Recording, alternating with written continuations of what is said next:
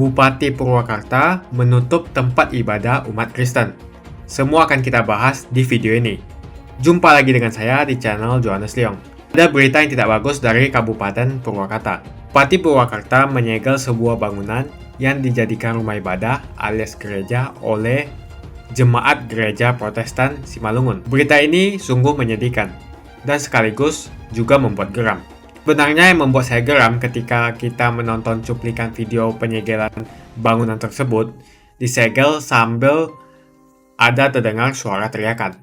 Ini bisa disebut sebagai provokasi, karena kalimat takbir adalah kalimat khas Islam, kemudian yang disegel adalah bangunan yang dipakai untuk ibadah orang Kristen. Terlihat seakan-akan provokasi itu ingin membenturkan antara Islam dan Kristen. Jadi tindakan tersebut membuat geram karena bisa memprovokasi. Terlihat seperti mengadu domba antara umat Islam dan juga Kristen. Ini seperti halnya juga dilakukan oleh kelompok garis keras yang eksekusi terhadap korban dengan teriakan itu. Penggunaan teriakan itu juga sering dilakukan oleh kelompok-kelompok radikal garis keras seperti FPI ketika sweeping menggunakan teriakan itu. Kalimat yang benar tapi dengan tujuan untuk suatu hal yang jahat ini bisa berbahaya. Menurut saya kemudian tindakan Bupati Purwakarta itu sangat menyedihkan.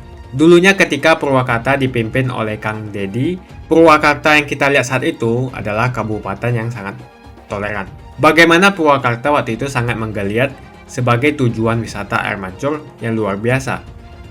Di sana kemudian juga pusat kesenian, pusat budaya, dan Kang Deddy berhasil membangkitkan dan menunjukkan bahwa Purwakarta sebagai jantung kebudayaan Sunda di Jawa Barat. Kang Deddy juga menampilkan kearifan lokal dari kebudayaan Sunda sebagai identitas baru untuk Kabupaten Purwakarta. Kang Deddy juga menjadi sasaran kemarahan dari kelompok-kelompok radikal, misalnya FPI, yang mencoba untuk meruntuhkan patung-patung benda-benda budaya yang dibangun oleh Kang Deddy di pusat-pusat kota. Tapi sekarang menyedihkan melihat Purwakarta.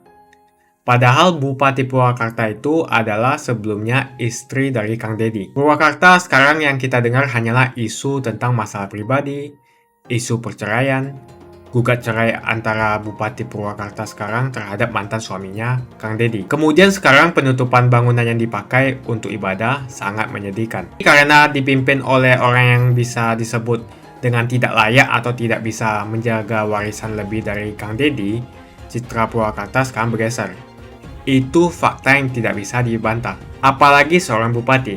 Kalau kita kembali kepada peraturan Menteri Bersama Nomor 9 Tahun 2006, Pasal 7 ayat 1, tugas bupati adalah memberi izin IMB untuk rumah ibadah, bukan menyegel atau bukan untuk menutup. Sekali lagi, bukan menyegel atau bukan menutup. Kalau ada bangunan yang belum ada izin, apa sih susahnya untuk membantu? Sekarang Bupati Purwakarta terkesan tunduk kepada kelompok-kelompok radikal, dan memang hanya mencari-cari cara yang akhirnya penutupan sebuah bangunan atau bangunan rumah ibadah atau gereja dengan alasan IMB. Padahal ibadah tidak memerlukan izin. Ibadah adalah hak mendasar manusia yang tidak bisa direnggut oleh siapapun, termasuk oleh negara atau oleh pejabat sekalipun. Kalau jemaat itu beribadah di tempat mereka sendiri, bukan di tempat umum, tidak mengganggu orang lain, apa masalahnya? Apa masalahnya kalau mereka beribadah di rumah salah satu jemaat? Mereka juga pasti akan diganggu dengan alasan larangan beribadah di rumah. Sementara pengadaan pengajian di rumah masing-masing nggak masalah. Tapi kenapa untuk agama minoritas disebut mengganggu? Berbeda keyakinan, namun kita sama-sama saudara sebangsa dan setanah air. Karena itu apa yang terjadi di Purwakarta yang harus dilakukan oleh Bupati Purwakarta sekarang sangat menyedihkan. Ini sekaligus membuat marah dan berbahaya dengan adanya upaya adu domba antara umat Islam dengan umat Kristen. Kita bisa melihat cuplikan video tadi yang menyegel bangunan tersebut sambil teriak-teriak. Ini sangat berbahaya. Seharusnya bupati yang punya kewenangan memberikan perlindungan dan memberikan jaminan, memberikan izin kepada rumah ibadah. Toh itu untuk ibadah, bukan untuk kejahatan dan bukan untuk tempat maksiat. Itu bukan untuk tempat keburukan dan lain sebagainya. Sungguh menyedihkan apa yang terjadi di Purwakarta. Dan saya berharap pemerintah yang di atas Purwakarta, Pemprov Jawa Barat, hingga juga Kementerian Agama, Kementerian Dalam Negeri bisa menertibkan tindakan-tindakan Bupati Purwakarta sesuai dengan apa yang sudah pernah disampaikan oleh Presiden Joko Widodo. Konstitusi tetap memberikan jaminan perlindungan negara kepada orang yang beragama dan melaksanakan ibadah sesuai kepercayaan dan agamanya. Maka tidak boleh tunduk dengan kesepakatan. Itu saja opini saya hari ini.